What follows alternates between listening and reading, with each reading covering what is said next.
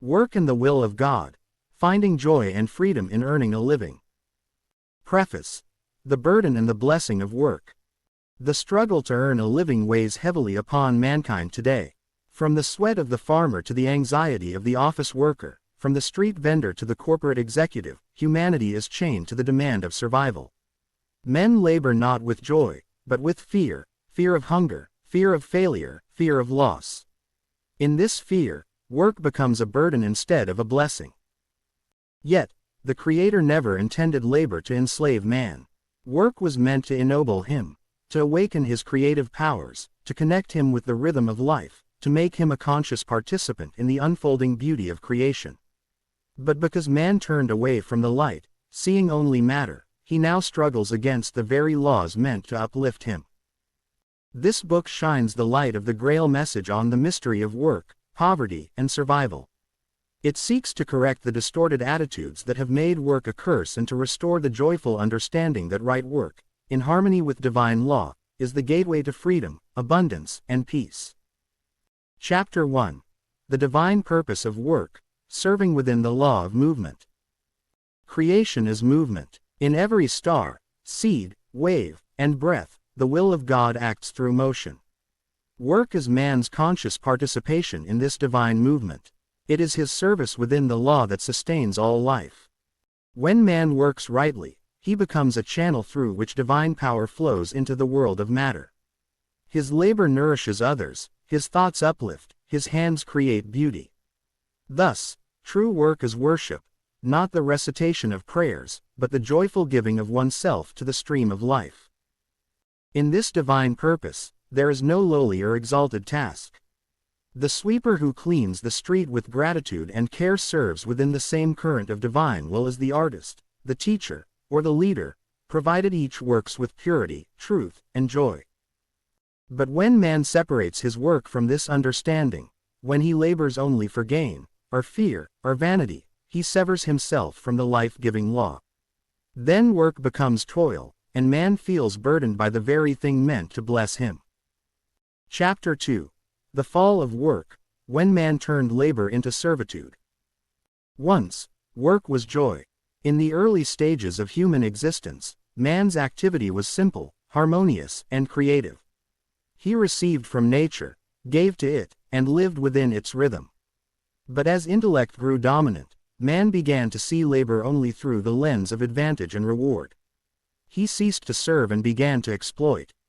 The fall of work began the moment man disconnected effort from purpose.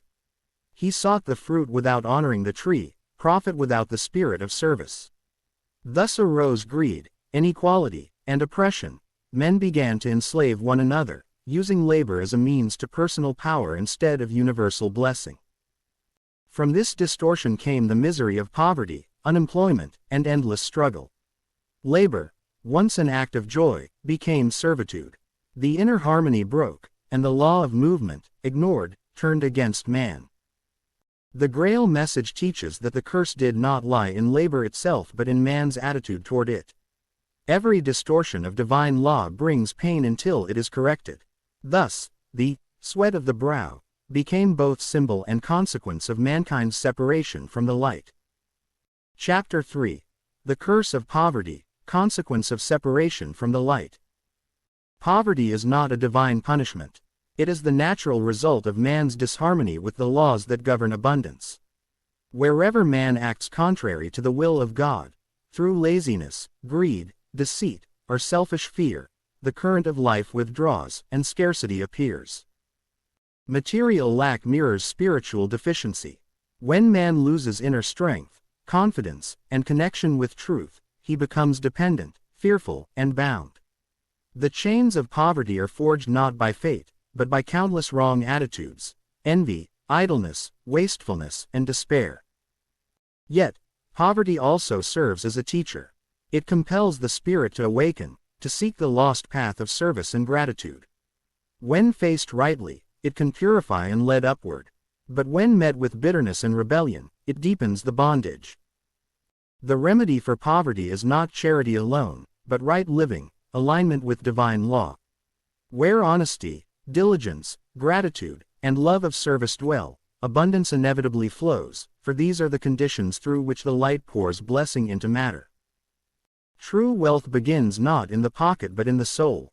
When man rekindles the inner connection to the will of God, he becomes a magnet for all he needs, and his work becomes a wellspring of joy and sufficiency. Chapter 4. The Law of Reciprocal Action in Work. Every effort returns to its source. In the great harmony of creation, nothing stands alone. Every thought, word, and action sets in motion a wave that unfailingly returns to its origin. This is the law of reciprocal action, which Abdrushin unveiled as one of the living laws of God's will in creation. In the realm of work, this law operates with unbending precision. Every honest effort, every true intention, every service rendered with love must, in time, bear fruit and return multiplied to the doer.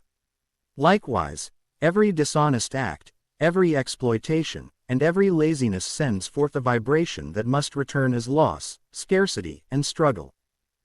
Thus, success or failure in work is not a matter of luck or favoritism, but of lawful return.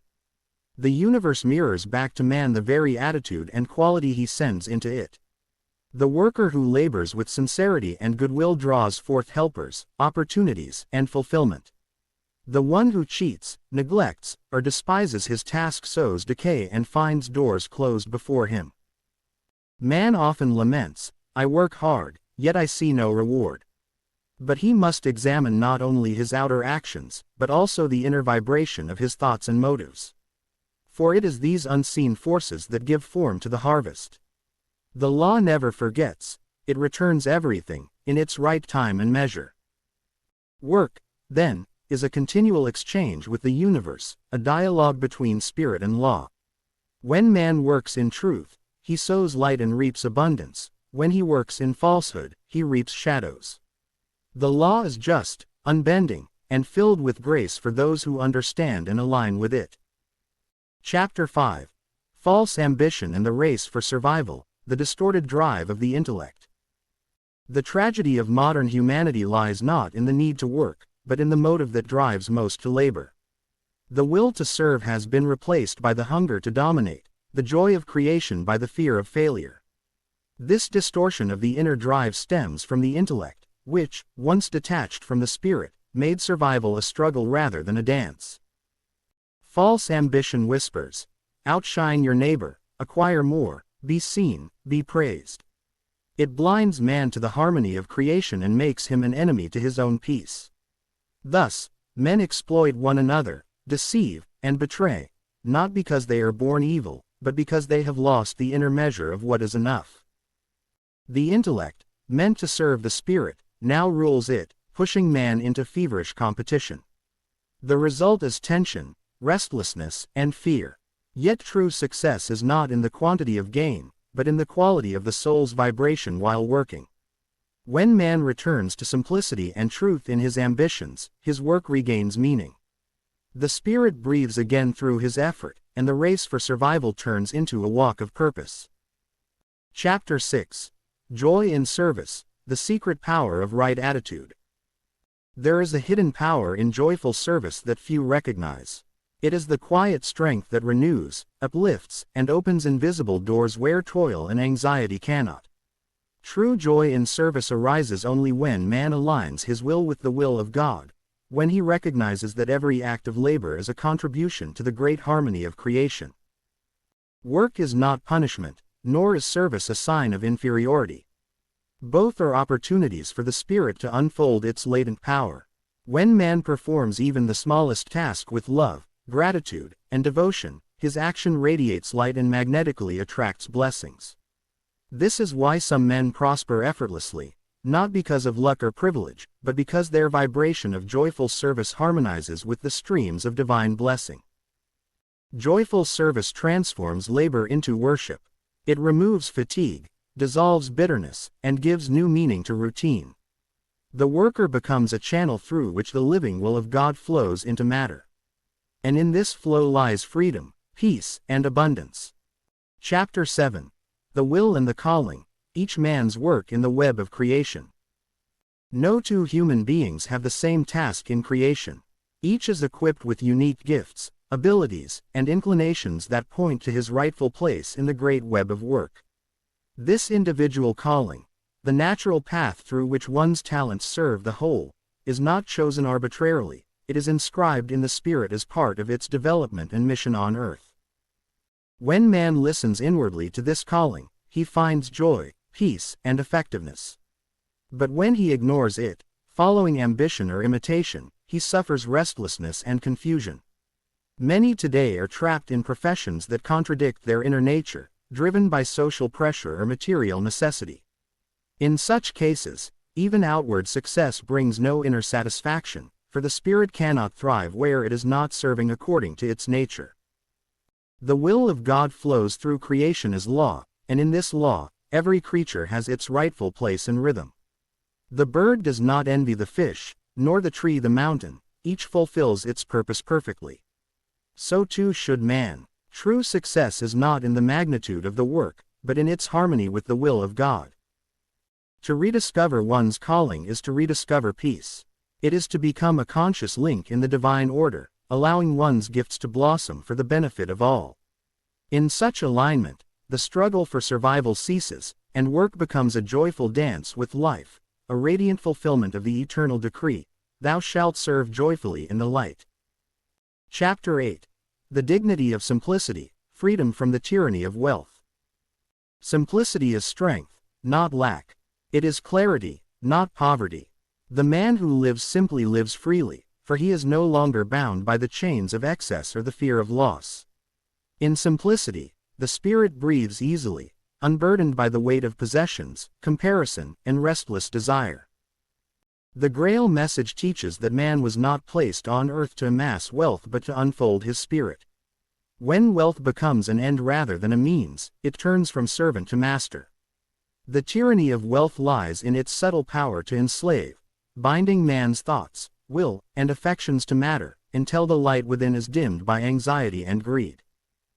True dignity does not depend on what one owns but on how one lives.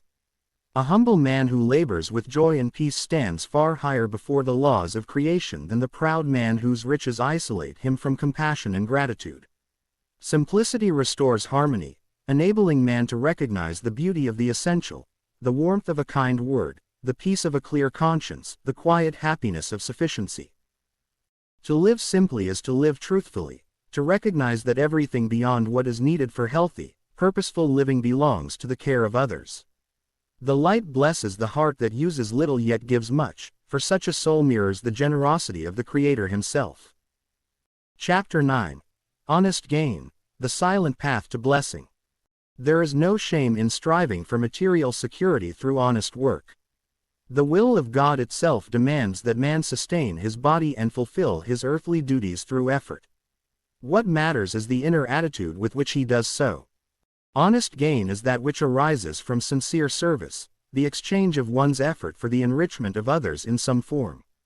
Whenever man gives real value, whether through goods, skill, or wisdom, and receives value in return, he stands under the blessing of the law. But when deceit, exploitation, or manipulation enters, the blessing withdraws. The blessing of honest gain lies not only in the material fruit but in the spiritual uplift it brings. Every just exchange strengthens the web of trust and harmony in creation. Every dishonest act tears it apart. Thus, the man who works righteously, even in small things, contributes more to the world's healing than he knows. The path of honest gain is silent because it does not seek applause. It finds contentment in the quiet joy of knowing that one's bread is clean, one's conscience at peace, and one's success built on truth. The light flows through such a life unhindered, drawing further opportunities and protection. Chapter 10. The Poverty of Soul, the Root of All Want. Outward poverty is not the true misery of mankind, it is the reflection of an inner poverty that has long preceded it, the poverty of soul. When man's spirit becomes estranged from the light, his thoughts grow narrow, his will weak, and his joy extinguished. From this inward emptiness spring greed, envy, corruption, and want. The Grail Message reveals that abundance begins in the spirit, not in matter. The soul rich in gratitude, integrity, and love magnetically attracts good fortune and help. The soul poor in light, selfish, cold, or fearful, repels blessings, no matter how hard it strives. Thus, many of the world's economic struggles are but symptoms of deeper spiritual maladies. To heal want, man must first heal his inner being. He must open himself once again to the radiation of the light through prayer, purity of thought, and joyful work. As he does so, new strength and inspiration will flow through him, leading him to opportunities he could never have devised intellectually. True riches lie in the awakening of the spirit, for once the soul is alive, creative power begins to flow naturally into all earthly endeavors. Then what was once struggle becomes growth, and what was once lack becomes a lesson in gratitude and renewal. Chapter 11. Wealth, Power, and Responsibility, the threefold test of the earthly journey. Wealth and power are not rewards, they are tests. They measure the soul's maturity and fidelity to the light. To possess much on earth is to carry a heavy trust, for whatever is received beyond personal need is meant for service, to uplift, protect, and bless others. In the law of creation, wealth is fluid, it flows like a river. When allowed to circulate rightly, it nourishes many fields. But when dammed by greed, it stagnates and brings decay, both to the one who hoards and to the society around him. Power, likewise, is a neutral force, divine in origin, destructive in misuse. The one who rules justly reflects the light, the one who rules selfishly casts darkness wherever his will reaches. Responsibility grows with possession. Every naira, every influence, every talent carries the duty of stewardship. The greater the gift, the greater the accountability before the spiritual law. This is why many who seem fortunate outwardly are inwardly burdened. They carry treasures they do not yet understand how to use. The Grail Message calls man to use both wealth and power as means of service, never as ends. When rightly employed, they become instruments of the light, bringing justice, order, and comfort where there was confusion and want. Only then do they fulfill their true purpose, and only then does man pass the test of earthly life victorious, free from guilt before the eternal judge. Chapter 12. Right exchange, giving, receiving, and the flow of life. Life is movement, an unceasing circulation of power, substance, and blessing. Wherever this flow is obstructed, stagnation and decay arise. The law of right exchange governs every realm of creation, from the exchange of breath in the lungs to the balance of giving and receiving among human beings. To give without expecting return, and to receive without gratitude, both violate this law. True giving is joyous and spontaneous, flowing from abundance within. True receiving is humble and thankful, recognizing the giver as a fellow worker in the will of God.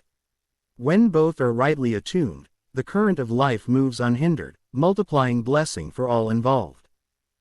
In the Grail Message, we learn that man stands as a mediator of this flow. He draws power from the light and channels it through thought, word, and deed into the world. When he gives sincerely, through his work, his service, his time, he keeps the circuit open. But when he withholds or demands selfishly, the power recoils upon him as emptiness, dissatisfaction, and loss. The key to prosperity therefore lies not in accumulation, but in participation, in keeping oneself within the living rhythm of the universal exchange. Every act of fair trade, every honest service, every grateful heart sustains this sacred current. The one who gives rightly receives rightly, he who blesses others finds himself blessed, for the light's law cannot be mocked. Chapter 13.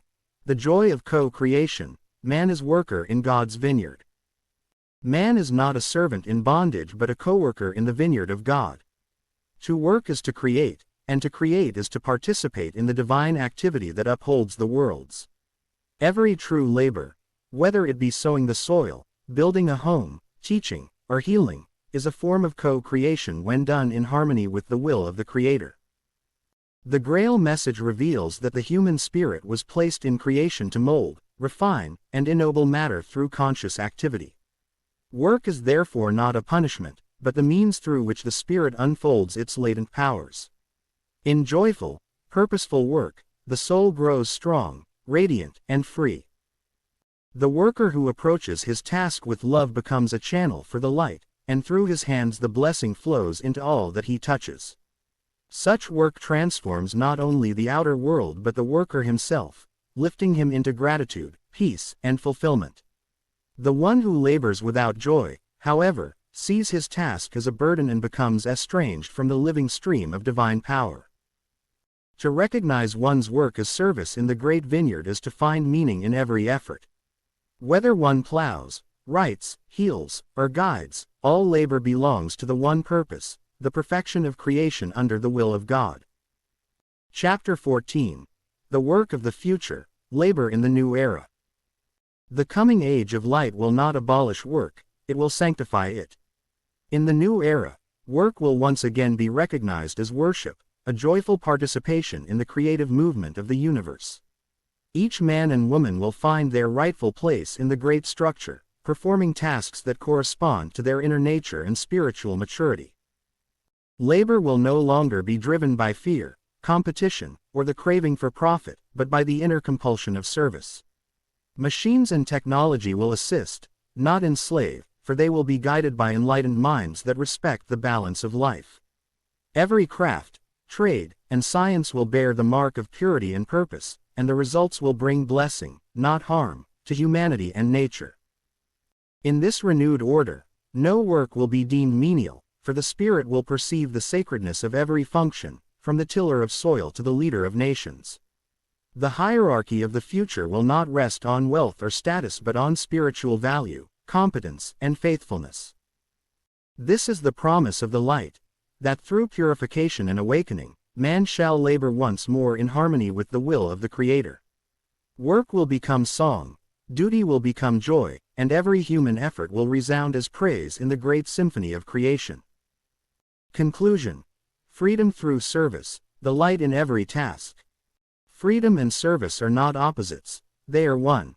True freedom arises only in willing service to the divine law. The man who serves gladly, who aligns his thoughts and deeds with the rhythm of creation, is inwardly free, free from compulsion, fear, and want. The Grail Message teaches that every task, however small, can become an altar of worship when performed in the light. To sweep a floor, to comfort a child, to shape an idea, all can radiate blessing when done with purity of heart and joy of spirit.